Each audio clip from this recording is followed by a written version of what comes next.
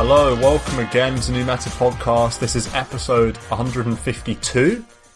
Took a week off last week, waiting for the patch to arrive, and lo and behold, without too much delay, Valve have given us the goods. Plenty to discuss here. 7.30.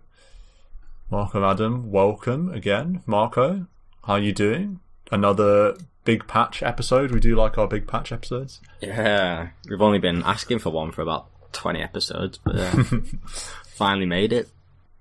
Yeah. First impressions? Just like one sentence impressions, you happy? I mean, or do you want more? Or I honestly expected, maybe it was naive of me to expect something a little bit more, not substantial, because there's obviously a lot of changes, but it's still quite soft. There's nothing too crazy, nothing too fundamental. And it does make sense, to be fair. TI is coming up. I guess it's kind of a post-TI patch when you think the game might change big time. So I guess it is as expected. Not too crazy. I think that's why it is the way it is because TI has to happen still. Given that TI is coming up, Adam, do you feel like this is the best we could have hoped for? I was sort of worried it might be even smaller, actually. I was quite happy when I found out it was going to be 7.30. I thought it might be 7.29, whatever, E or something, so... I think it's pretty substantial. Yeah. It took a long time to read through it, and there was no... this is without map changes, without new heroes, no new items except for the neutrals. So it's I think it's as big as it can be without it completely changing something before the big year-end tournament. Yeah. So I think I'm pretty happy with its length. A general remark I would make is I think it's good from a spectator point of view, because we know I might struggle to read patch notes anyway, forget what changes happen. A patch this size, I mean, no one's going to keep track of all the changes because there are a lot. But I think it's great because it'll mean in the pro scene and the viewership, because there is now so much new information, new balances that are undiscovered. I think from a spectator point of view, it'll be really exciting and really mix up what is strong, what is not strong. Whereas from a kind of playing perspective, I don't think you would notice that much instantly because there's so much to be figured out. And for me, I think that's better.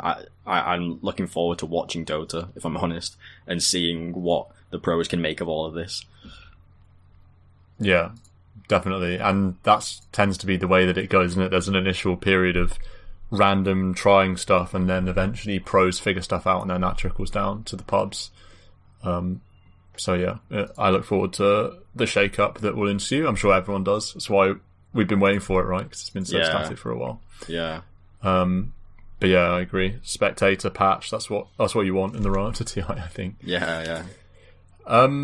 We'd usually do how have games been and intro and stuff like that, but I feel like naturally we'll weave that in with this patch review, because who cares about the games we played this week on 7.29? We're done with that. Well, I've played 4 games on the new patch, mister. I know, well that's what I'm saying. Well, you can tell us about them when we go through the heroes, perhaps. Or okay. I feel like that's a bit more natural than talking about a game. We all know Marco heroes. hasn't played any on 729 or 730. So any Nemesis? I played a big anti-mage. Oh, really? Oh, I was in that game, yeah. That was the one game we played. Yeah. In 7.3? No, 7.29. But it was still notable, because it's the first anti-mage game maybe in my life I've never bought Battle Fury. Oh, wow. Because I was aiming for the Pudge 3 because we'd been speaking about it in the last couple of weeks. And then we had some sort of Pudge pick, and I was like, okay, I best go safe lane, but then still went for the Echo Saber, Mage Slayer, Nullifier item build, and had this fun man fight game, which we won, and I carried, and it felt good because I didn't have a Battle Fury, so it was just a bit more interesting. But genuinely, first non-Battle Fury anti-mage in decades. It's pretty cool. But anyway, that's old news. Old news, yeah. We'll get to anti-mage in due course. Let's start at the top then. We're not going to go through every change line by line because we'd be here for 2 days. But what we will do is go through the general updates and then talk about the new neutral items, say goodbye to the ones that have left us, and then we'll jump from hero to hero, item to item, however we see fit, and try and catch the biggest changes or the most interesting ones, or just ones we want to talk about. So general update, I will kick us off here with Captain's Mode second pick. Phase is changed from Dire Radiant to Dire Radiant Dire. So basically in the second phase it's like a snake picking, if you know what I mean. Like Dire Radiant Dire. 1-2-1. Yeah, 1-2-1, yeah. Anything we want to say about this, or is this something for the pros to worry about? I mean, it's for the pros, but I'm sure it will completely change drafts.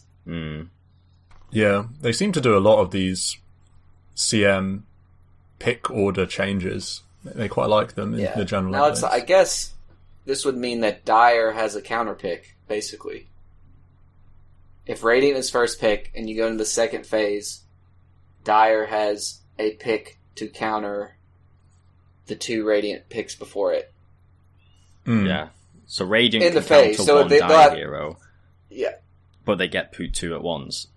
And it's balanced by Dire being able to counter 2 Radiant heroes. Basically, we get to see 4 of the heroes that have been picked for Radiant, and they can pick a good hero for the situation. So it's a buff for second pick, right? Because now they get the pick on 18, or I don't know about the numbers. I might be wrong on the numbers, but they basically get the last pick of second phase and third phase. Yeah. Which is pretty huge because that last pick in second phase used to be really big. That used to be the first pick's team's version of last pick, if you know what I mean. They came out with a lot of cheese and a lot of draft-defining heroes in that last pick in second phase, and then obviously the team with last pick gets that in the end of third phase. But maybe first pick was too strong, you know, getting the first hero, if it's a game-defining hero or just an OP hero, maybe that was a bit too strong. I know certainly in TI's past, because we are approaching TI, in TI's past, first pick has been superior, for sure, because you get that, whatever it is, Ench or Aya or, you know, etc., that you can just run with and build a draft around, so maybe this balances out a little bit. Multiple critical strikes procs... I messed that up. Multiple critical strike procs are now rolled from strongest to weakest and will stop rolling once a proc occurs. Well, basically this just means that the DPS is the same, but it's less RNG, right? Sounds like it. Yeah. Yeah, less likely to have multiple crits in a row. Doesn't seem too impactful to me, I guess. Cooldown percentage reduction no longer stacks. Can you think of any instances? So that's what your Enigma having talent plus Octarine kind of thing. Is that right? Yeah, I'm trying to think of flat. So it says sources of flat cooldown reduction still stack, and I'm trying to think of something that gives that besides talents. So there'll be like heroes that have, you know, minus cooldown on like one spell as a talent, and I guess that will stack with percentage base reduction, but you can't stack Octarine and talent, other talent cooldown like percentage. Yeah, it's weird, but it's not going to affect something like or like Spell Prism. Like you flat. wouldn't be able to Spell Prism, right? Spell Prism plus Octarine wouldn't go together. Those are both a percent. Yeah, seems like it. So it's a pretty strong nerf, but I'm like, okay, fair enough. In the late game, if you're able to somehow gimmick a 80-second black hole because you got 2 certain items or talents, I don't mind that going. Seems pretty corner cases. Yeah. So increased HP regen of all heroes from 0 to 0.25. Okay. Water rune healing reduced from 80 to 40. Big. It's quite big, yeah, like 40 HP difference. Well, isn't it? Oh, sorry, yeah. It doesn't affect. Yeah, it's like the fairy fire effect or whatever. Yeah. So it's half his burst. Then often you nice get 2 water runes. Wait. No, one of them's a bounty rune. No, you get mid. There's 2 water runes, but usually one to sides. each. Yeah, I feel like this is a continuation of the nerf. Mid players wanted to reduce rune RNG, so they got given water runes, and then they didn't want the like static, boring nature of mid. Now that everyone had endless bottle refills, and, so now it gives 2 water runes, give 2 and bounties, and now water runes, the actual bonus you get from the active, has been reduced. I wouldn't even. I wonder how much they'd have to nerf it before bottle wasn't a thing on most mids. It already isn't a thing on mids that don't need regen, but water rune barely even needs an active, and I feel like you'd still see some fights over runes and stuff. You'd still see bottle. Second Roshan no longer drops cheese. This is sort of the one that people were asking for. People didn't want that second Roche to be so game-ending. Was this the appropriate response? It sort of was anticipated, I think.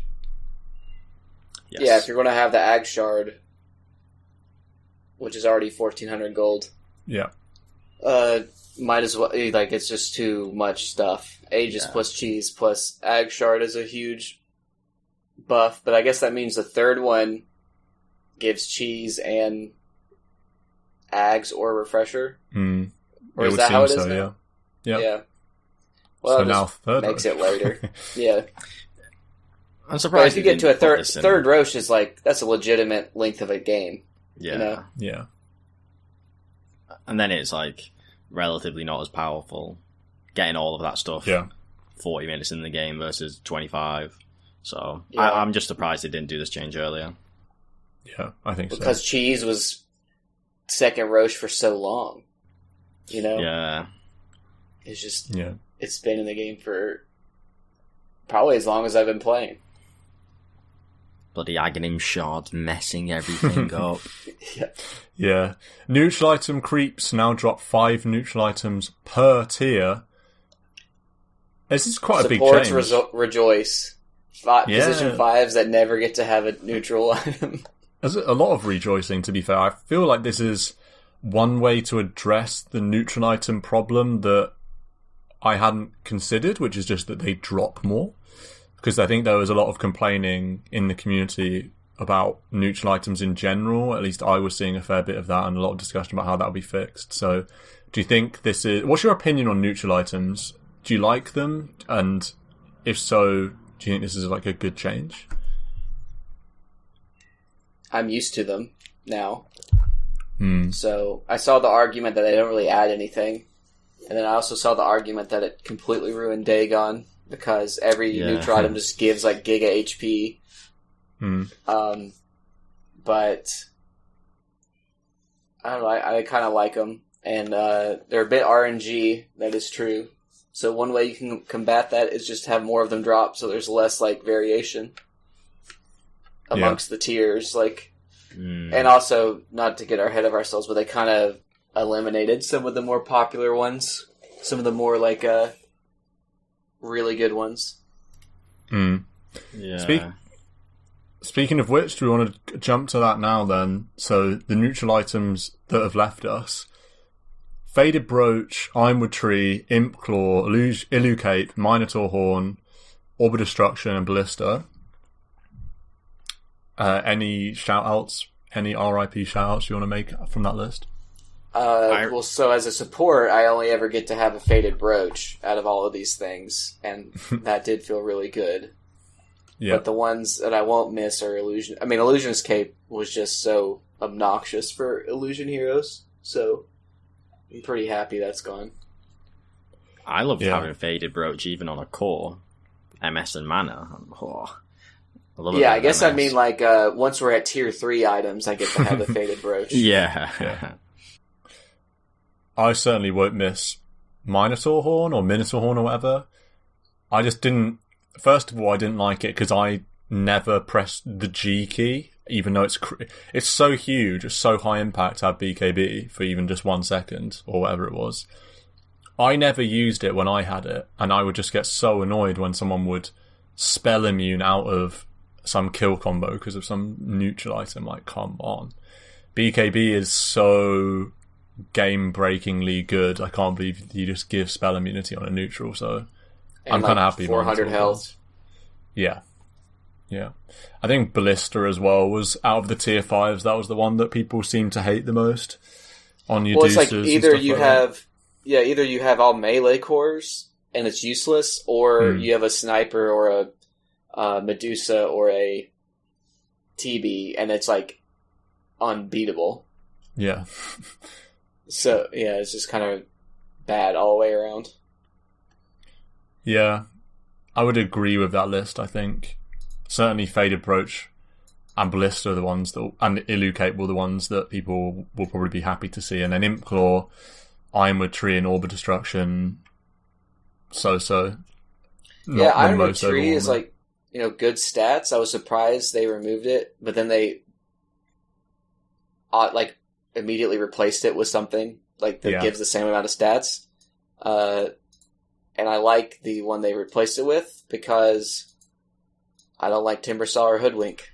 Yeah, I was about to say, kind of so those are I'm sure Timbersaws and Hoodwinks will be sad that Ironwood Tree is gone.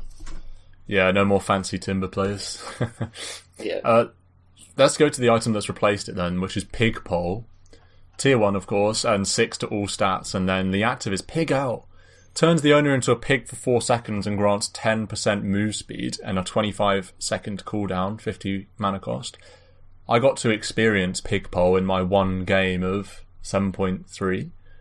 Friend of the pod Dynamic said it was, quote, very good. So yeah, I think it sounds pretty good. I feel like these all these new neutral items seem above par. Yeah. Yeah. I think so. So, yeah. Well, Stan Spectre managed to activate it and block his own camp because he walked too fast. So that's the extent that we've seen it be used. But I think it's really good for just farm efficiency, camp to camp, or as an escape. Yeah, I think massive efficiency. And then good stats. Yeah, really good stats. The camp-to-camp thing, or just the moving around the map thing, is pretty big because, given the stats, it's going to be on a core, right? 6 to all stats is amazing. So, it's going to be on a core, and that seems like something that's just going to be every game. It's going to be used for that. And then sometimes it'll be used situationally to get out of things, maybe, but certainly just get from A to B. Yeah, because it's only 4 seconds, right? So it's not like you move to the next camp, and it's not like you're just still there as a pig. It's just enough time for you to move from place to place. Tumbler's Toy is the other tier 1 neutral item that's joining us in place of Faded Brooch, I suppose. 200 mana. And the active propels your unit forward 300 units, and that's a 30-second cooldown. And it goes on, like Blink, 3-second cooldown when you take damage. Mini Force. Yeah, totally. Mini Force. Yeah. For reference, Ursa's Earth Shock is 250. So, okay. So enough to jump from ledge to ledge. Yes. Yeah. And get away. But it's it'll be, you have to hug it, kind of. Yeah, it's half a 4-staff. So, I think this one's sick. I think it's such a good item. Yeah. Just for gap close in the early game. It picked us up 7 minutes in. That's so strong to have that 7 minutes in. Yeah, it doesn't even cost mana. The Pig Pole costs 50 mana, which is kind of big. Whereas this toy, it's just free. Yeah, I think on certain heroes you'll get a lot of value out of it. We always mention hero movement. It's such a powerful mechanic, so in the right hands, you can get a lot of value out of this, I feel. Yeah. Brigand's Blade, a new tier 2, 10 damage, 10 attack speed, and the passive, when attacking an enemy, deals 7 damage for each 10% HP the enemy is missing. I think this is old Viper Nether Toxin, and I think this is absurd. I haven't seen it, but it seems absurd. If you've got 50% HP, you're dealing an extra 45 damage from a tier 2 item. Tier 2s drop at what? 18 minutes? 17, yeah. It's like 17. If they have 90% missing, it's 63 damage. For someone who's fighting in the 20-minute period, that is so much extra damage. I mean, like a Claymore is 1,300 gold. I'm sure that provides only 21 damage or something. It's 14 to 21 damage, perhaps, for a Claymore. Yeah. All it takes is someone to be on 60% HP, which is obviously going to happen in the middle of a fight, and you're getting more than that from a tier 2 item. Seems, I think, really good. Yeah, Quaps are going to make me sad with this item. Oh, imagine that. Yeah, on like a mid-tempo hero that's farming ganks, etc. God. Yeah. Now, what I'm curious about is that it says when attacking an enemy, and whether or not neutrals are considered enemies or creeps. Because that is, that is like giga farm efficient item. I think unless it specifies enemy hero. Yeah, maybe that's it just says when attacking an enemy. Yeah. I assume it would work on creeps because it says enemy creeps, but I don't know, neutrals, are they neutral? Yeah. Yeah, that's one for the test, but yeah, that's definitely up there. And then another one that I think... Oh no, this is... Okay, we'll get to the one that I think is pretty strong, but Fey Grenade, plus 20 movement speed, and then the active throws a bomb to an enemy within 900 range, dealing your attack damage and applying a debuff that provides vision of the unit and deals 20 DPS for 7 seconds, and it's on a 20-second cooldown. So this is the mini track for 7 seconds. It's like mini dust... Yeah, mini track, mini deals damage. It's 140 damage plus your attack damage. Yeah. And a 20-second cooldown? It seems good. But yeah, I really like it as well. Is this the one that makes the sound of, like, Techie's mine? Like, when you throw it? In the right context, like they all have actives. Yeah, it seems like... These are all real good, and they all have actives that are like, it's going to take a while to remember and like figure out what they do. Yeah, did any? I was terrible with using neutral item actives. Yeah. I swear I'd always have a Minotaur Horn and never use it, and then I feel like Illusionist Cape was the only one I would ever remember to. Yeah, it's like this is like 3 sentences to explain what the thing does. It's like a lot. It's not like I make a tree. Yeah. Or I dig up a bounty rune. Yeah. It's like, it gives vision and a DPS and your attack damage and it's... Yeah. Yeah. They're strong. Blast Rig, as a Meepo player, this one makes me scared.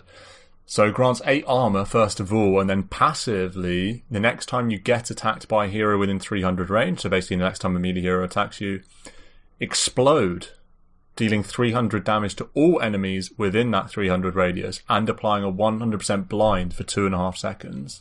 This is on a 20-second cooldown, so... 20 second is nothing. Yeah, you basically can't get gone on. This is the anti-PA item. It's the... Yeah, it's the anti-anything. Imagine an Ursa jumping on you, or blinded, 100% blind for 2.5 seconds. Think about how good Whirling Axes is on Troll. And that's like, what's the mischance on 50%, that? 50% maybe? Yeah, something like that. And this is 100, and it's 2.5 seconds. And I don't know, I just feel like, wow. As a neutral that you're just randomly picking up for free, like, wow.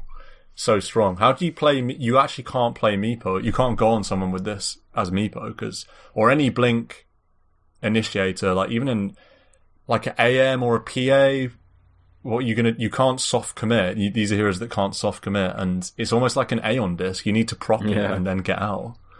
Yeah. I mean, it doesn't knock back enemies, but at 300 damage, I mean, that's a nuke. That is a level 4 nuke. Yeah. Spell, and then the fact that it blinds. Yeah, I feel like that'll be changed. 100% is 100%, and usually things don't do that. I mean, Sand King's level 25 is what, 50%? Yeah, something level, like that. Like the Blind and Sandstorm, and that's like considered God tier. Yeah. This is just 27 minutes in the game, and it's like, oh god, I can't jump on that support now because I'll be blinded, and that will let them get off their like support combo and stun me. Yeah, and you're getting like over a K of armor already. You think chainmail's 4 armor for 550, this is 8 armor. So it makes you tankier anyway when this is on cooldown, when this hair trigger's on cooldown. Yeah, you're basically going to have to BKB. And then you're going to use your BKB to kill this blast grid. But you have to commit something if you want to deal with it. 2.5 seconds, like, yeah, that's a lot of times you stand there waiting. It's not an option, really. How do you pronounce this? Ascetics cat? Ascetics. Is that how you spell aesthetics? Ascetics. Oh, aesthetics, yeah. Okay. When I glanced this, I did think aesthetics, friend of the pod, but it's ascetics, the kind of... like religious. Asceticism. Yeah. Words too hard. So this is tier 4, which drops... When do tier 4s drop? 37 minutes, I think? Yeah. Grants 300 health and 10 health regen. And the passive endurance, whenever a debuff from a player-controlled source would be applied to the owner, grant 50% status resistance for 3 seconds on a 30-second cooldown. It's good. Yeah, I'm struggling to think of the situation. I get the debuff is like half stun, basically. Yeah. You get Venge stun, it's half the length. Yeah. It's almost like you need to like breathe fire on someone or just get a debuff or something. Wait a couple of seconds and stun or something. Because 50%. If you're getting 50% status resistance on stuns, then you're actually just winning the game, I think. Yeah, you don't want to like RP and have this proc. It's like what you said, some really minuscule little debuff. Yeah, like a Frost Nova or something. Proc it, and then you jump in after the 3 seconds is up. But it is a good initiator item, because if you blink in and start a fight, I mean, it's likely someone's going to react and want to use spells on you, and then no one can do anything effective for 3 seconds, and you're in the face, causing havoc. So I think in an aggressive point of view, it's really good. Yeah. I've just noticed something. This is actually mental. The inconsistency of how they've formatted cooldown is unbelievable. For Tumbler's toy, it's CD colon. Then it goes to the normal cooldown colon, and then it's CD no colon. What the fuck is that? 30S, yeah. And then if you go to Arcanist Armor, it's cooldown no space. No space. What? How is that possible? The only thing they could do different is like type out seconds up for another one. It's like there's not much different they could. Yeah. Witchbane, tier 4 item, passively cause your hero to deal extra magic damage to its target, equal to 4% of its max mana on attack, and the active dispels all enemies and allies within 300 radius. And that has a cast range of 500 and a mana cost of 75, so it's not a radius around your hero, it's a point target spell. I mean, like, if OD has this item, does one right click just explode someone? I was thinking, it's like the OD Q all over again. Equal to 4% of its max. I mean, like, this is a Nature Prophet wet dream. Like, you want, or a Quap or something. It's like a... int right click. Int right click, and the active is real good. I mean, dispelling that like destroys like PL illusions, right? Or CK dispel things, and then that's also like besides normal dispel. Yeah. Also, that it hits all enemies and allies in the range. Like it's everybody, so it's like you're just getting good stuff all around. Yeah, the global silence counter. Just use it on you and all your friends. It's like, oh, I'll dispel the enemy drow's DD and unsilence my carry. Yeah. Yeah, I quite like the Witchbane, and also because there's 5 neutrals dropping, all of these items are more likely to drop every game. So it will be interesting to see. The one tier 5 we have is Arcanist's Armor. +5 armor, +20% magic resistance, and it passively grants 5 armor and 20% magic resistance to all allies in a 900 radius. And then the active Mega Shield gains a 35% damage reflection aura in a 900 radius, affecting allied units for the next 5 seconds. Yikes. That's a 20-second cooldown, so not much of a cooldown at all. 35% damage reflection aura. And so we kind of had this conversation before with Spectre. Damage reflection. So that means that you're taking less. You're taking less and they're taking it instead? Yeah. Yeah, so it's like 100 damage, you take 65, they take 35. It's ultimate siege, like 60-minute game, 5-man siege up a ramp. Just whack this aura on like Lord of the Rings or something. Yeah, this is like the magic version of AC.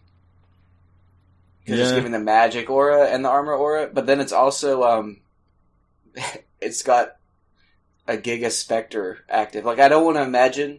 And this doesn't even have to be on the spec.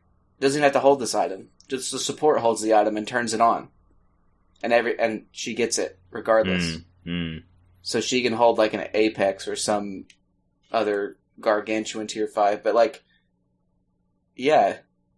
I don't want to imagine a spec that has more armor and 20 more magic resist, and then a 35% reflection aura on top of her 25% reflection aura. Literally taking no damage. Yeah. This one's kind of scary. And then they've made a bunch of changes to other neutral items as well, the existing neutral items. Is there any we want to go to here? And then Possessed Mask is bad, right? It's like, not bad. It gives you 7 to your attribute, but like 7 HP lifesteal per attack. That's nothing. I know, but if you think about doing 100 damage in the past, you would have got 7 HP. So it's still good, I think, early game as it's meant to be, but it just doesn't scale, which is reasonable.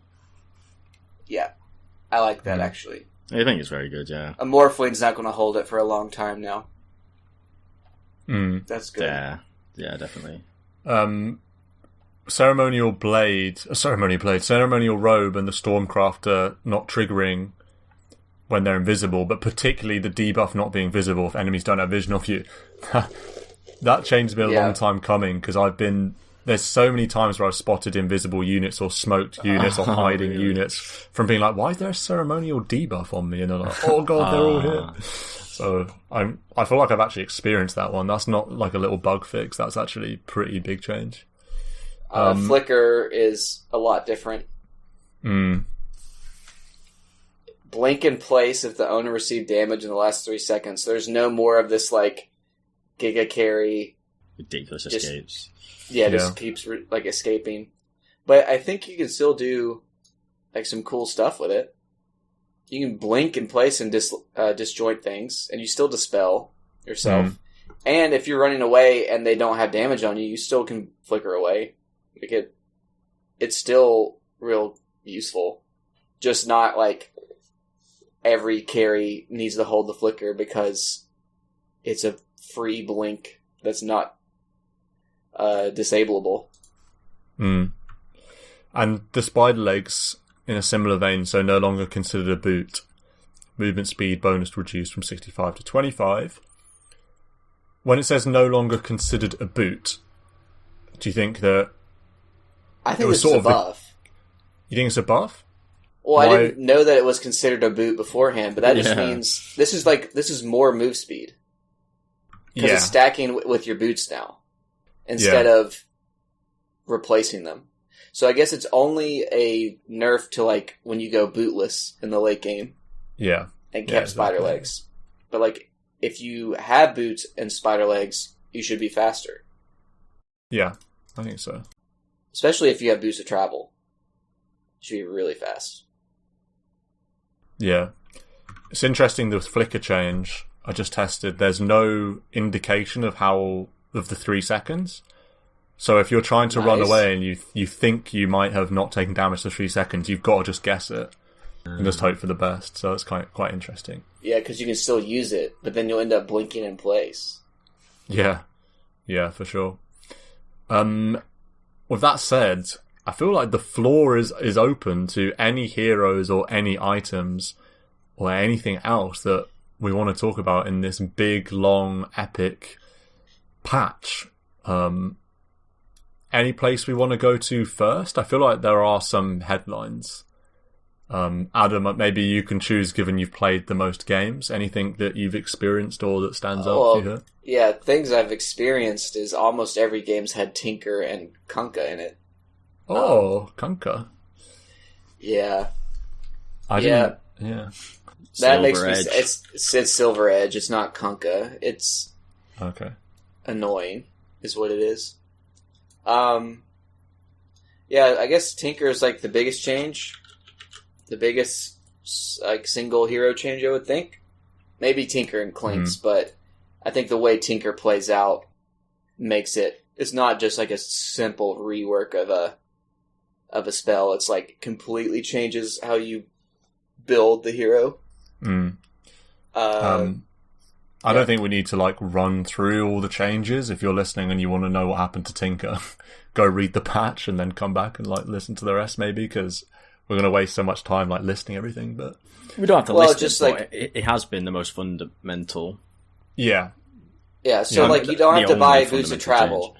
Yeah, you don't have to buy boots of travel anymore because it's a sub ability of rearm. So like when you hit level 6, you can now boots of travel to a building, and then at level 12 you can boots of travel to a unit, and at level 18 you have boots 2 basically. You can like go on a hero, but you don't have to have the boots of travel. So now it's like brown boots, blink, and then they also got rid of March of the Machines and made that a Ag Shard ability, so you can't use that till level 20. And they made Defense... 20, sorry. And then Defense Matrix is now a basic spell, which is the Ag Shard before. And it at level 4 of that gives 320 damage absorption and 50% status resistance, which you can rearm and put on your whole team. And then they also gave the laser splash without like the Ags. Yeah. So I've seen it position 5, I've seen it mid, I've seen it 3. And that's just, I've only played 4 games. It's been in 3 of them. And it's been in 3 different positions. And it's pretty good. Which do you think is best, or which do we think is best? Because when I first read this patch, I thought, wow, no March of the Machines, mid-Tinker's kind of dead. This looks like some position 3 weird defense matrix thing. And then I watched a couple of games in the watch tab of Pos 3 Tinker, and it looked kind of not... It didn't look great. I mean, obviously it's still being figured out, of course, it's day 1. And then I played a game with Adam of mid-Tinker that just crushed with the splash on laser. Holy smokes, just ploughing through in sort of mid-game fights, getting blink way quicker than usual, obviously. So I sort of feel like mid-Tinker could be the way. Although, having said that, I think without Bounty Hunter on our team, that acceleration that would not have happened in the same way. Yeah, and I also... I've won with it being a 5 position on my team. Yeah, that's crazy. I think that's just because it's new and people, it's like real greedy and, people don't really know what to do. It was kind of interesting though. Like, he would TP in and bottle a carry. And like, also Defense Matrix is a real good defensive spell, obviously. But then you have inevitability and like a lot of damage just from laser and rearm. It's kind of he's kind of got like decent support spells, like with the blind on laser and pure damage. Yeah. The problem with 5 Tinker, I think, is that this defensive matrix skill, the buff, it's only good if you're fighting. It's like other buff spells. You think of something like Bloodlust that you'd get on a 5, or even something like Empower. It just helps for fights and for farming, and just helps for all situations. But defense matrix, it's like it only helps with like only helps if you're creeps. like constantly fighting, and if you're not fighting, I feel like you're just running around being a 5 Tinker with no stun. You just have blind on the laser, and you do have good damage, I suppose. I don't think those defensive orientated strategies ever work. The only time it can work is when you've got an Omni Knight with the same idea of status resistance but strength, and got Omni PA, Omni Sven, but even then, more of Omni's kit is aggressive, the heal is aggressive and defensive. It can keep someone alive. To me, that's the only time one of these defensive strats feels like it could work, but because there is still some offensive angle to it. Whereas, I don't think you're going to see games built around one spell when it's such a, like you say, it's only value when you're actually fighting. Yeah, I like the idea of more the QW, more fighting earlier on, blinking around earlier on. I think that's kind of cool. Yeah. It lost as a 3, but it was really annoying to lane against. I don't think people, because no one ever plays Tinker except for mid, and it's really annoying to get it's really easy to double rocket. You just I see both heroes, I rocket, and it deals a lot of damage, and it's guaranteed. It can actually be a decent laner if you. He had 800 HP with just two gauntlets of strength because he was going to go Soul Ring. It was like, this guy's tanky, and I can't get up to him because he's rocket lasers me. The 3 Tinker's weird because it sort of feels like you're playing Tinker that you would normally play mid. You're now playing at 3. Presumably because of defense matrix, or because I guess you have less need for farm because you don't need bots blink, you now just need blink. Yeah. But I feel like this defense matrix, I don't know if it justifies being a 3. I don't know if it's good enough for you to be like, oh, now I'm the 3. I feel like you've almost got I don't think that's why you play at 3. I think it's just because farm. You can. Yeah. I think I think it's because now it's gold. Yeah, it's just less gold, so you can play it anywhere, and you just go laser rockets, and in the late game you have defense matrix. It's not even, you just try and be offensive and blow people up, and be like an anti-carry. Just laser the guy trying to hit creeps. Yeah, you're online 2k gold faster, and in previous patches you'd have lots of levels in the March, and so you wouldn't have as much WQ power. Now that doesn't need to be the case. And you were never getting bots by the time you were level 6. You would already be level 6. You know what I mean? Yeah. You'd be level 8 or something when you get your bots. Now it's just if you delay your level 6 by being in the side lane, you're still getting boots of travel faster than if you were mid and farming it. So, I mean, it's not as you can only go to friendly buildings at level 6, but that's fine.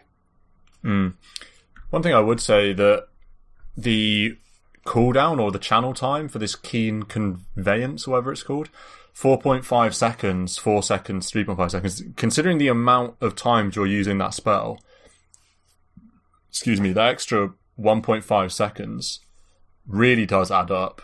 I was just testing it in some creep turbo game, and I was like, wow, I've used this spell probably 10 times.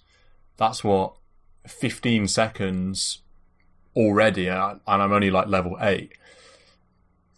I feel like that's kind of annoying, especially in a defensive situation when you're trying to get out of somewhere and the enemies are, converging on you and you're like, oh crap, this is an extra 1.5 seconds to get caught. There's a 15 talent that make it a half second shorter. But that is separate from the rearm. Like, the rearm is still fast. Or faster than the conveyance, right? Than the TV. Yeah, the rearm's the same, yeah. The channel time is the same, yeah. Do you even think that you get March the Machine shard at 20? Everyone I've seen has gotten it. Yeah, same. But like, if you're not, I don't know. I mean, I think you get it even as a support. It's still like giga annoying to push into. Imagine the 5 Tinkers just laying down March and you can't high ground push. That's got to be infuriating. Yeah, Not that I think 5... I don't even think it's good for 5, but... Yeah, it's an interesting one, because like, by the time you get Shard as Tinker, say at 20 minutes, 22 minutes or whatever, 2 lasers completely kills a creep wave. 1 laser kills the range creep and does most of the creep wave. And it costs, mana-wise, basically the same as this March of the Machines, which is going to be, level 1, level 2? Considering that it's based off your... ult, I believe. It's not something you level, is it? It's just you get 1 level of it, and yeah, it's flat, and it's not as good as it used to be. So it is basically level 3. Yeah, I think it's level 3. Yeah, which is, I mean, that's level 3 is pretty strong, but it's not the same as level 4 with the talent like it used to be. So I almost feel like just a couple lasers and you got the job done. I don't feel like it's worth 1.4k gold, but maybe it is. Maybe it's just too cheap to pass up on the shard. Last Tinker comment, it's funny seeing its pick rate has doubled today, and its win rate has mirrored it downwards. That's classic. Everyone's just trying it out. Yeah. You mentioned Kunkka, Silver Edge. Do you want to run me through that one? Because I haven't seen that or been aware of it. That's more a Silver Edge thing than a Kunkka thing. Right. So it's Shadowblade plus Chrysalis plus 350 gold recipe. It's 350 gold cheaper, just 5,300.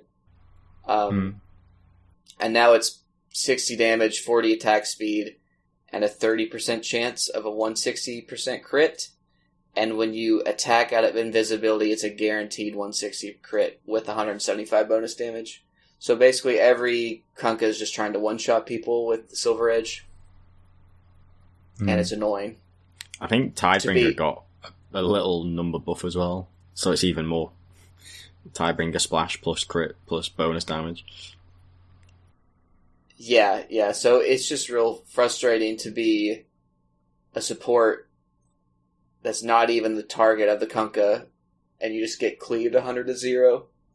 And the hero naturally has 4k HP just from strength gain. Yeah, so it's real hard to kill. But I think you'll be seeing a lot of Silver Edge. Yeah, I think so. It seems like a good item. Chrysalis, I mean, it's now it's a good damage item. Shadowblade plus Chrysalis, so. Yeah, so much raw damage. 60 damage, 40 attack speed, plus crit. I can see this on a Shadow Fiend, mid-Shadow Fiend or in right-click build. They used to love a Shadowblade to move around. Yeah. And now you're getting this for mega hits. Poor. I like it. For sure. Also, while we're on items, I like Rod of Atos. 20 to +4 in and +2 strength and agi. All in for that. I love a Rod of Atos already, so I'm in for that. I'm in for the Mage Slayer. It's now finally in the purchasable realm. Sick. 2,400 versus 32. That's cheap. You're getting it 2 minutes faster. Yeah. And has it even... I can't remember. I wish they said what it used to give, but it seems pretty similar. Magic resist, damage in attack speed, mana regen sounds like the same as what it used to be to me. It's not reducing outgoing magic damage from who you're hitting.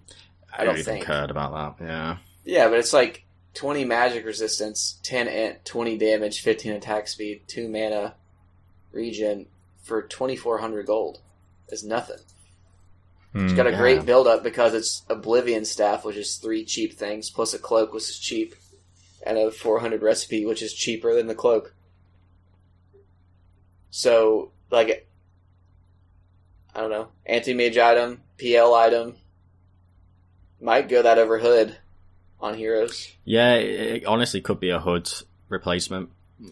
Because this is giving mana regen. Like, this is like a Tide item, kinda. If you're not going, like, pipe.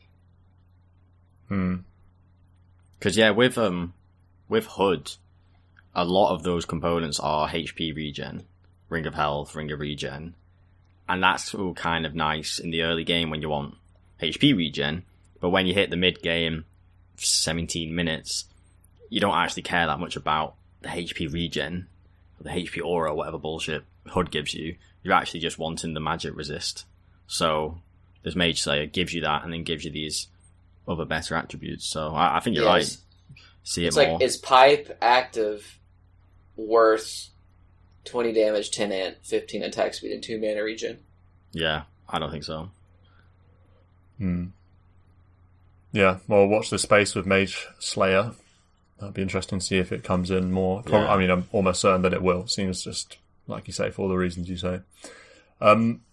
Clinkz, Clonkers, a hero that I've certainly been seeing a lot in the Watch tab and also in the game that I played, one that's been changed up a lot. So Strafe has been removed and it's been replaced with Burning Barrage, and basically is a farming ability that shoots piercing arrows in a target direction repeatedly.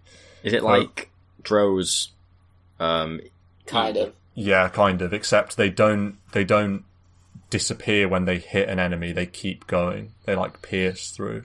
Okay. So, for example, if you RP'd a bunch of heroes, you could do it through them, and they'd all get hit by all the arrows. Yeah. Yeah, and it applies attack modifiers, and it's like it says the arrow width is 200, so you can hit a creep wave while it's moving through, or like stacks, and like what you say, if you RP, that's big damage.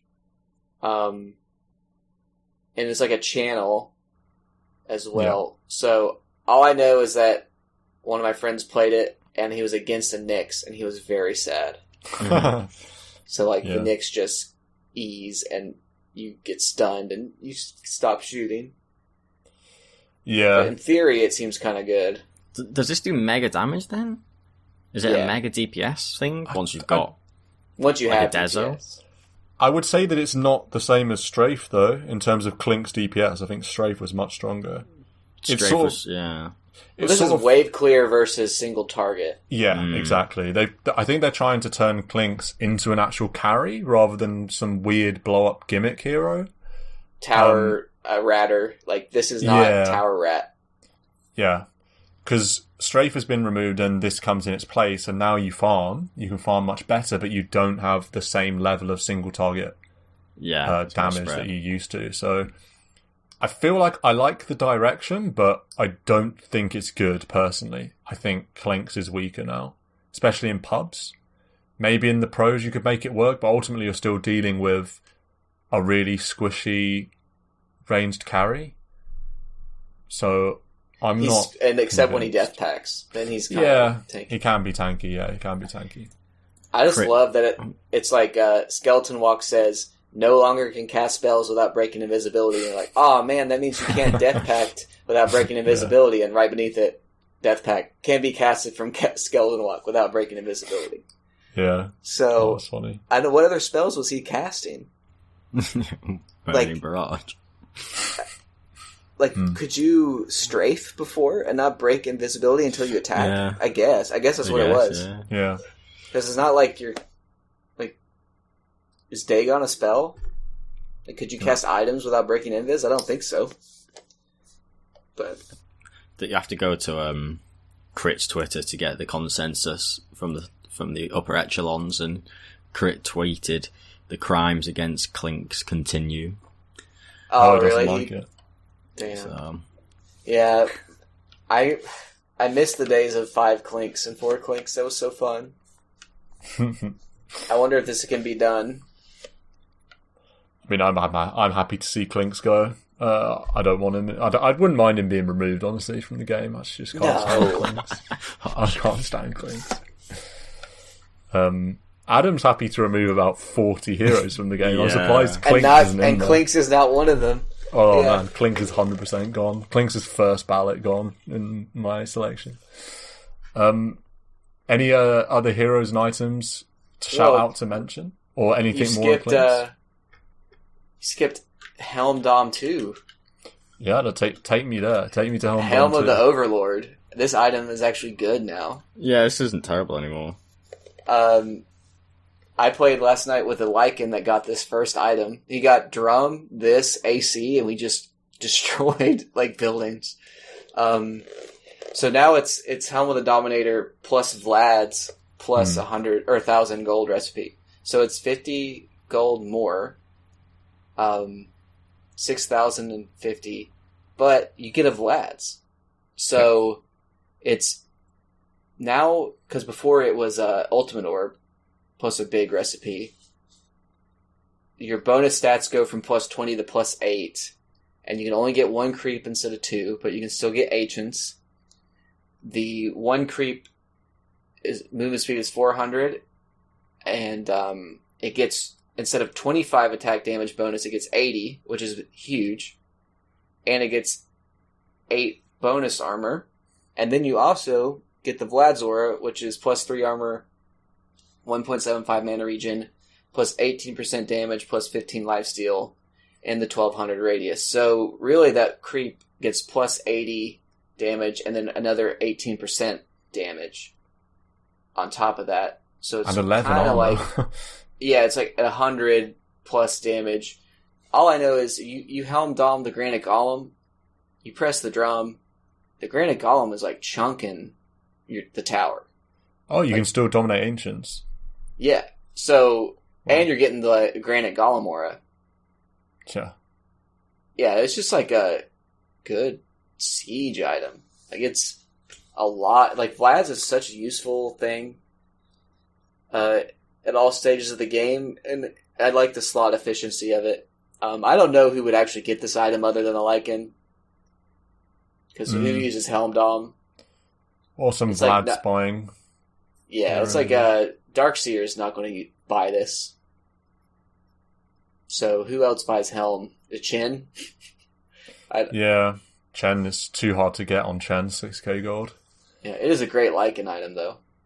Yeah, is this to appease Lycan players after Necrobook got removed, perhaps? Yeah. Just make Helm Dom 2 because remember, really they made Helm, they changed Helm, and it was like really, really good. Like the creep was like really, really strong, and a lot of people were just buying it, like Enigma and all that stuff. And then they kind of killed the creep. Like it was nowhere near as good. And now, I mean, it's like way more expensive, 6k, but like the creep you're dominating is getting a lot of bonuses. Yeah, it's really scary. If they've got fast attack speed, that's DPS. Imagine Yeah, if you get the Thunderhide, have it frenzy itself and get 75 attack speed bonus. Oof. And then like you're really hitting people. Helm Dom used to be insane. When I first started playing Dota, it was core on basically every core hero. Back in 2017, or like when I first started playing, Helm Dom was built on almost every hero all the time, and then it got nerfed through the ground in one of the first big patches I remember. So it's interesting. Helm the Overlord, I mean, 6k gold, you're not going to see it often, but on certain heroes, certainly I could see it being strong. I want to just very briefly go to Death Prophet, because this silence nerf is the saddest, maybe the saddest nerf of the whole patch. Have you had a chance to test Death Prophet? To demo it? No, I just saw that it was 1,000 speed, and I was wondering if that was slow or fast. It's so slow. Like, compared to instant silence in an AoE, to have this instead, oh my word, it's actually appalling. Even with the reduced cast point because they halved it. Yeah, it still feels terrible to me. It's still, I was still looking at it like, oh my god, it's so easy to just like dodge or just BKB or anything. Yeah, that's sad. I thought it was pretty nasty. I mean, it's not worthy of comment beyond that. I just thought it was funny. Speaking of Chen, sorry, I don't see that. Like, why did it need to change? You know, yeah, it's not like Death Prophets were just running rampant and like, oh, this silence is really the reason. Yeah. Yeah, no, I agree. I thought it was so unnecessary. I was out of nowhere, like, whoa, what? I think a lot of people feel that way with this patch. I think a lot of the reaction's been, why are these random heroes getting nerfs that aren't very good? And the heroes that are strong haven't got touched that much. I was going to go to Chen, maybe we can go at that in a bit, but what do you think about that in general? I mean, some of the heroes that people thought were going to get hit really hard, say something like a TA, doesn't feel like it's... TH feels just as strong to me. In fact, the range talent got even better, even though it's at 15 now. So I think they touched. I mean, like, Wyvern got touched. Yeah, he got DK, touched. But Luna got touched. Like, I think they made enough changes and enough buffs to other things that, like, TI will not be the same set of heroes that the Major was. I felt like there was a lot of POS 3s getting slightly nerfed, which I thought was interesting, just off a first run through. I felt like Centaur had numbers getting worse. Timber, Mars had cooldown down. Mars, Timber Tide, correct. We're getting weaker. Did Axe get changed, nerfed? Axe got... they killed the Axe Shard. Yeah, bullshit changed. Yeah, and even some of the strong cores like TA... Dragon Knight. Yeah, DK was another one that was slightly worse. TB got Agi game reduced from 4.8 to 4.4, which is minor, and then 4 seconds less of Metamorphosis, which is minor, kind of, but I still probably think TB's good. I'm not as confident as you guys. I feel like TA and Terrorblade might still dominate. It's hard to. I hope TA doesn't. But I think Terrorblade is inevitable to be a major tournament hero. TB's fine. I don't mind. TA was just like TA was too fast. Was the thing. Yeah, I think there's been a few POS 1s that I play that have got slight buffs. Like Ricky's got numbers improved on his Blink Strike and on his Tricks of the Trade. Even someone like a Slark. So Slark's win rate today has actually gone up 5% or something, in line with pick rate going up 5-6%, which is really interesting because it's just that Dark Pact is less self-harming, and it seemed to have had quite a material improvement. There was a Troll change about Troll's Whirling Axe ranged, bit more damage, and it's really minor, but again, just kind of laning improvement. Anti-Mage, obviously a look for him, and he had strength gain improved. There's a lot of small little tweaks here and there, loads of talent stuff as well. I'm kind of keen to play Sniper for the... So Take Aim has been changed. It doesn't do True Strike. It now does 100% headshot chance, which think is hilarious. I think that's like way better. Like True Strike was whatever.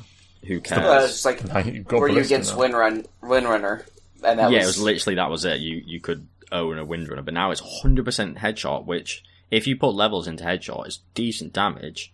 And then if you get some kind of Mask of Madness and attack speed, and you're just popping off procs of headshot like a ballista, like Stan says, I think that sounds pretty fun.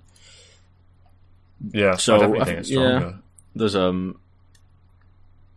know. It feels like some ones have been touched up a little bit, and the threes have been touched down a little bit, which I always quite like as a carry.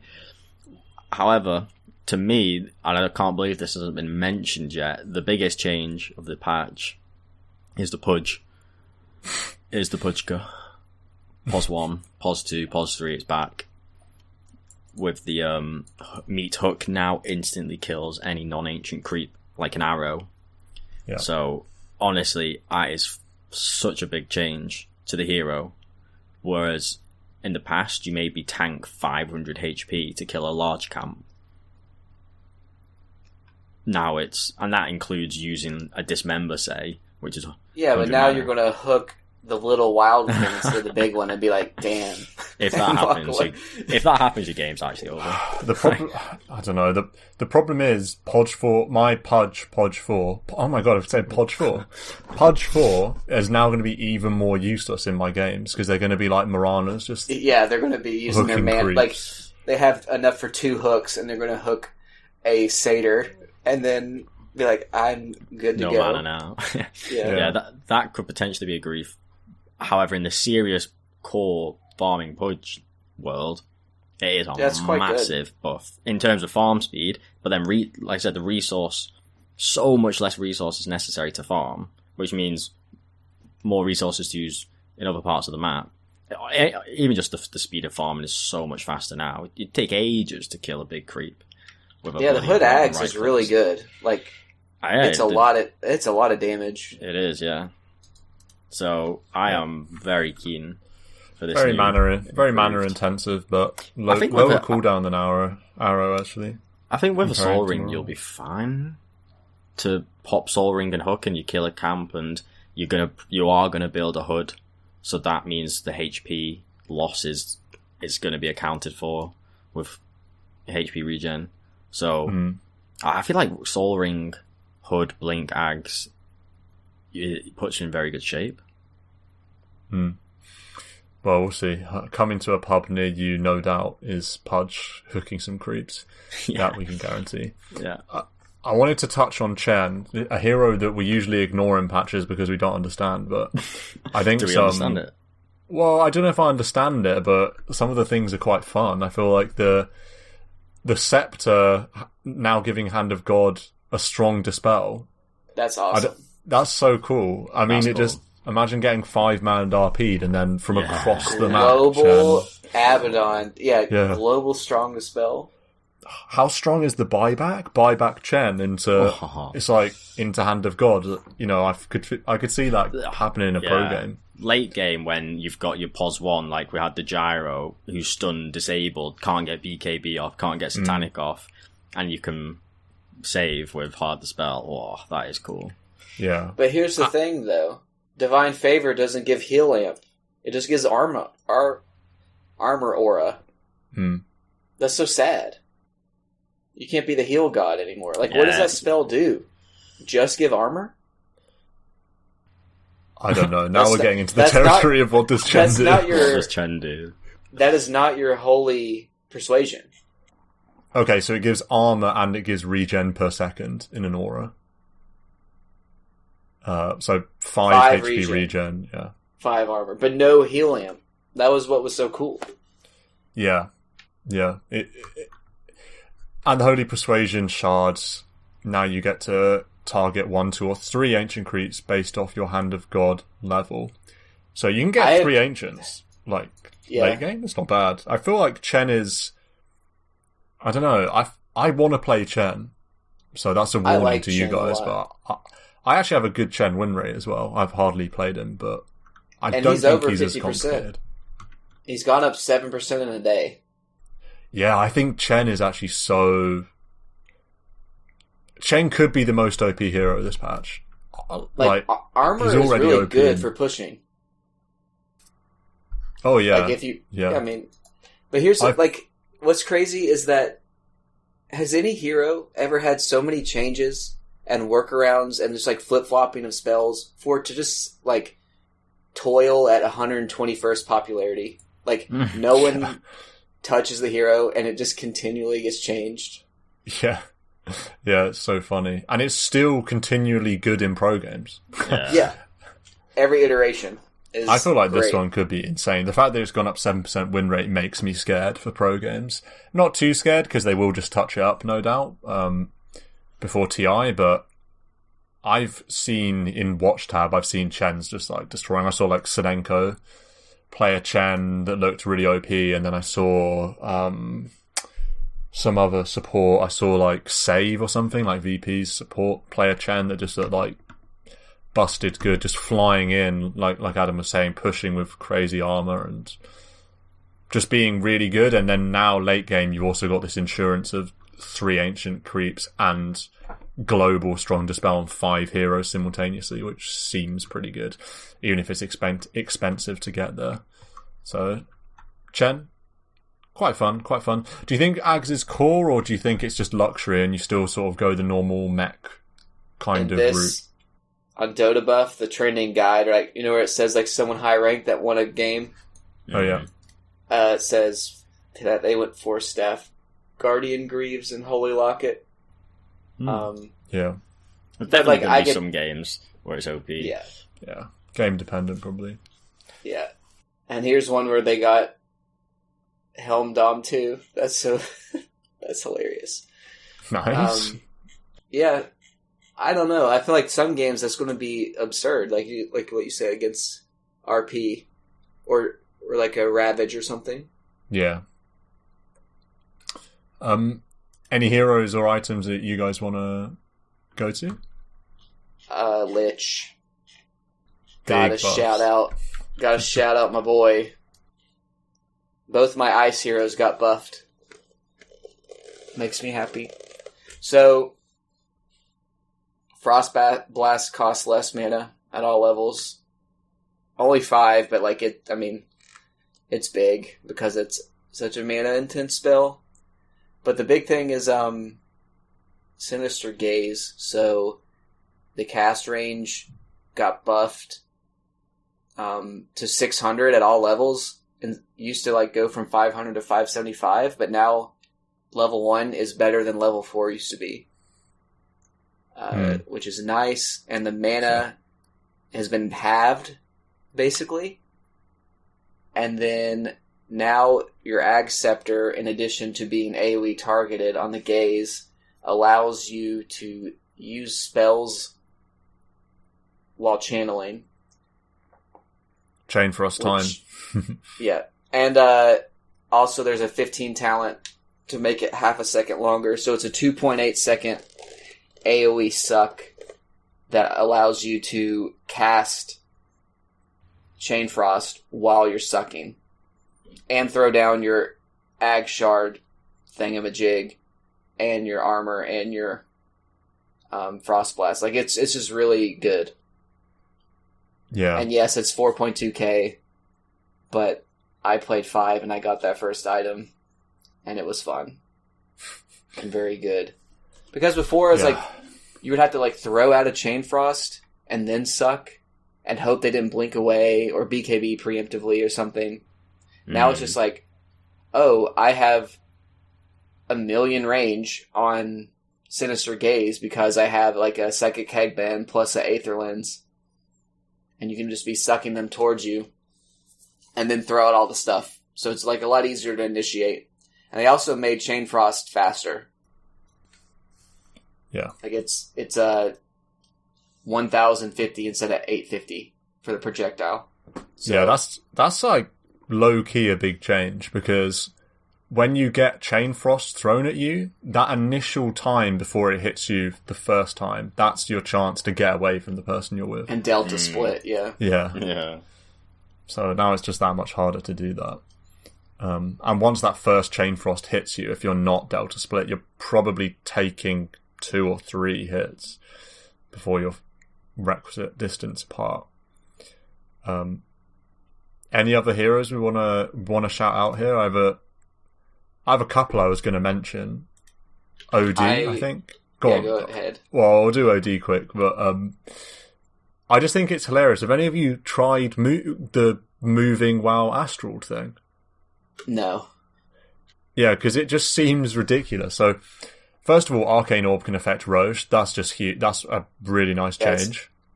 That's such a big buff. Yeah, huge buff. OD has been just trash at taking Roche forever, and now is back in the game.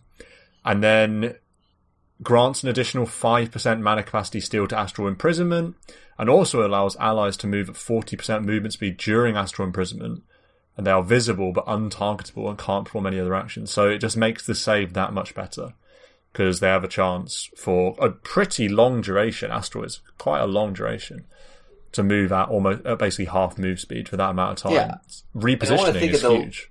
lore reasons as to why all of a sudden you've been ripped into another dimension and allows you to like walk. But yeah, this is like save someone in the river, they walk over the ledge. I was going to say, can they do that? They can go over ledges. Yeah. Fucking hell. Well, no, I mean, wait, I don't think they can go up cliffs. Oh, That's what you're asking. Well, maybe they can. I haven't tried it, but I don't know. It's like you're in a you're hole, not in the physical world. Yeah. Yeah. Yeah, I mean... But yeah, any amount of, like, repositioning that someone can do while astraling, like, that's huge. Because before, like, sure, you save someone and then they all, like, gather around. I mean, it still might be the right play to do, but if you can save someone, they can walk, and it's, like, still disrupting the positioning of the opponent to follow it. Like, it's pretty good.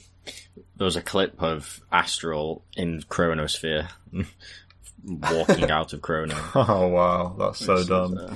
Yeah, stuff like that. Like walk out of Enigma Black Hole and stuff. I'm not one of these people to get hung up on lore and in-game mechanics and stuff, but fucking, you've been astraled and removed from the game, and now you can move in the astral and come out. Like, that's the first time that's been a thing, right? Like, yeah. Shadow Demon doesn't do it, Puck can't do it while Face Shifted. Like, what? Come on. You're removed and you're moving, come on. Yeah. Not a fan. And it's free as well. Like, this wasn't, it's not an Ag Shard. It's just like, this does this. It just looks stupid as well. This astral kind of vacuum black hole just like moving on your screen. Fucking hell. But Enigma's going to black hole, and instead of just astraling the Enigma and ending it, you're just going to like save your teammate, and they're going to walk out. Yeah. Your other three teammates are just going to die. Yeah. But I already love OD save build. Like Pos 3 OD I actually think is underrated. Grab a Meteor Hammer, obviously, for the combo in the early game and the mid game, and then just get Ags and then just save people forever. And then have a nice ult that does a bit of burst and stuff, and setup. Yeah, the catch is very, very tasty. If they don't, if they don't have BKBs in the late game, that Astral into Meteor Hammer is still super strong setup. So I think OD3 is pretty tasty. Yeah, and then like just the bonus of you have inevitability with Roche. Like it's so. I know there was one time. I think where that was the case, that you could queue the Roche and you would just take it so fast. And then they got rid of it. And now it's back. I think that's really strong. Yeah, because he's like your biggest damage dealer a lot of the time, and then it's like, but our biggest damage dealer doesn't actually take Roche, and then it feels bad. So a lot of OD lineups can finish the game, it feels like, maybe. Yeah, I think so. Probably got time for like a couple more heroes if we want to throw them out. Gyro. Magic build. Let's go.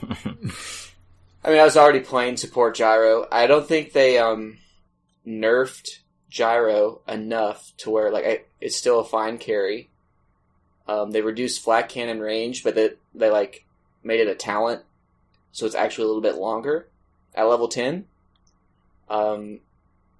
They buffed call down. Instead of being 90 at all levels, it's 60 at max, so that's really strong.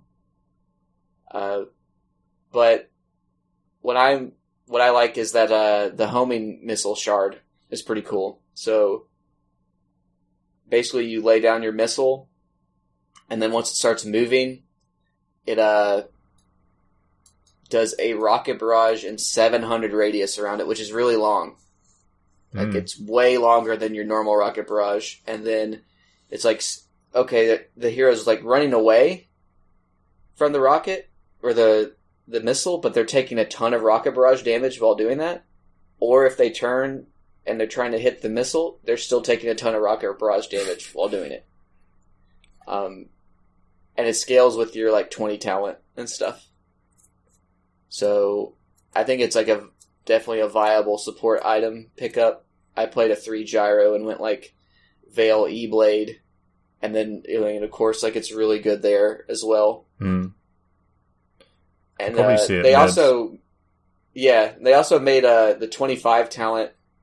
They replaced global cooldown with airstrike, which is, I saw that in a game and it was a big meme. Like, I don't think it's very good, but it was pretty funny to see like this vector targeted array of cooldowns move down. Yeah. Why would the subsequent 2 cooldowns deal 50% damage? Why can't it just be full damage? It's not that overwhelming, is it? Yeah, it's like I think the second hit slows or something like that. So I guess you don't want it to where like someone gets triple cooldown. I don't know. I saw someone do it, and it did literally half damage to maybe a third damage to Invoker Forge Spirits, and I was like, "Oh, this is just trash." Like this is like level 25. You triple call down a wave, and like the Forge Spirits are just totally fine. Yeah. Yeah, I think. I mean, cooldown's just an underwhelming spell by the time you're level 25 anyway, so. Yeah, but the homing missile, pretty good. I would say definitely have people try it out or like look at it, because people are running from the missile for a very long time where they're still within the 700 range, and the whole time they're getting barraged. Yeah. It looked good. I was in that game. A nice quality of life change for Ember as well as the Flame Guard absorption. So increased from 80 to 110 at level 1. That just means that it can't get instantly stopped by a few nukes. Yeah, that's good. So that is very nice. Not just a few nukes, yeah. Literally Most any nukes, any level 1 spell. Most level 1 nukes. Yeah. Yeah, 80 is like nothing. Level 1 Dragon Slave just gets rid of it, so nasty. Level 1 Night Striker, like whatever, like any nuke, yeah, is like you said. Any other things we want? Last one I'd mention is the Dawnbreaker, because that was one of the biggest changes. Although no captain's mode. Yeah, I was sad to see still no CM. Still no CM. I feel like, but it can happen. Like they could put in like a B patch or something and put it into the game. Happen. I think they wouldn't want to do TI without a hero they released half a year ago. But is it good? I reckon it wouldn't get picked. I would love to see it picked in meta, but I don't think that'll ever happen. I think its kit's too weird. But I love the Axe Shard. Magic immunity during Starbreaker, your Q, totally needed.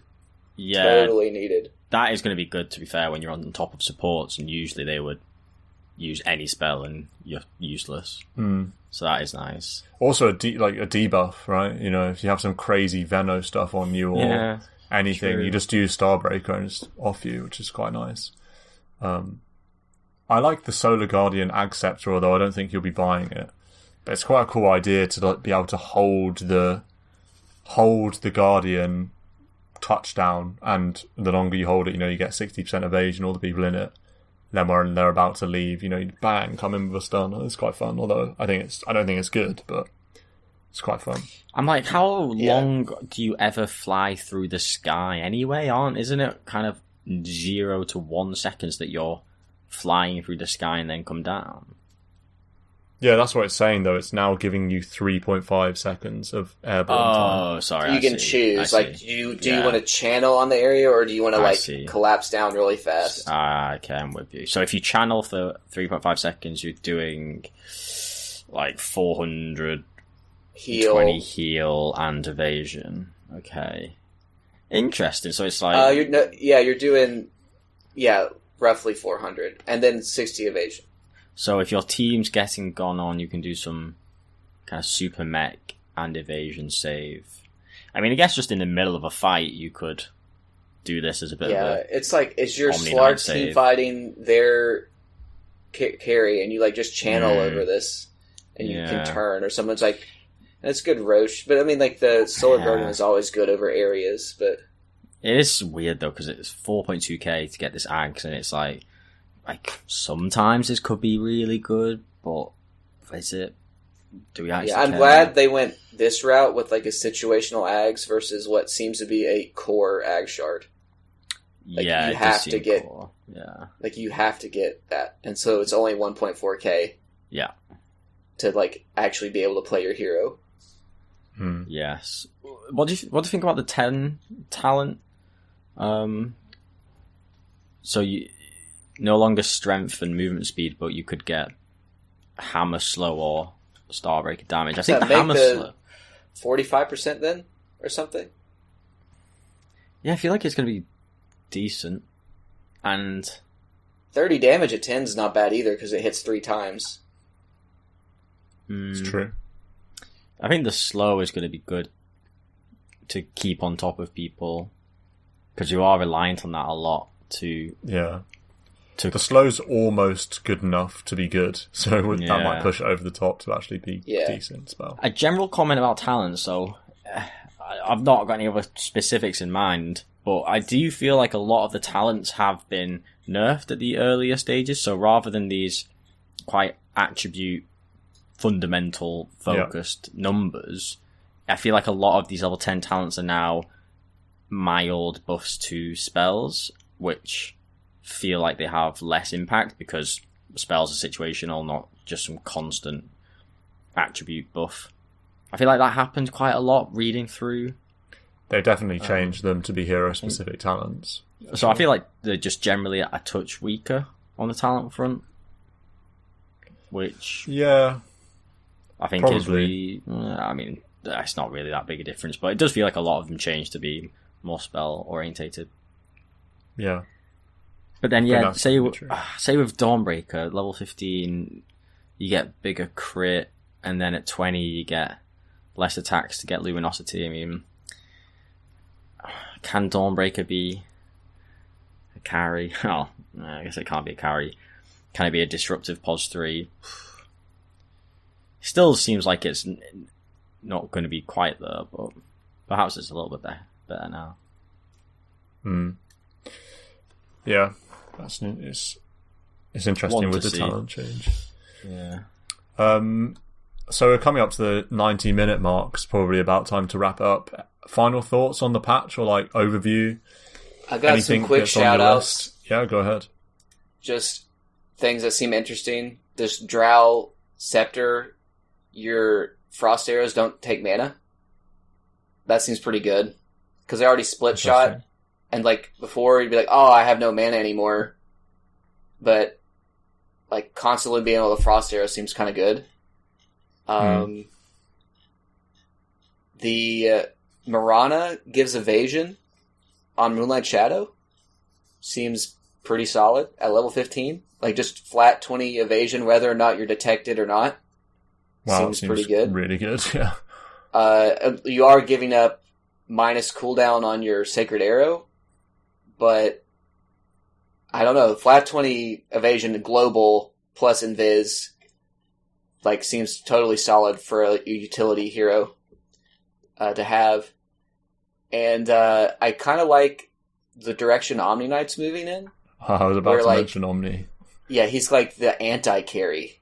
Yeah. You know, it kind of like falls within his like realm of, you gotta follow the rules or whatever. Like, you're getting too out of hand, so I'm gonna... hit you with this hammer.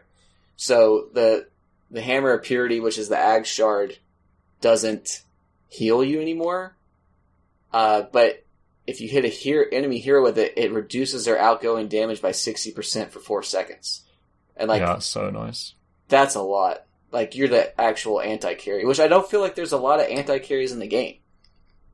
Like, it kind of makes Omni Knight's deal, besides saving people, it's like, I'm just gonna ruin you. You know what I mean? Like, yeah, I really like it. I'm not going to do a lot of damage, but neither are you.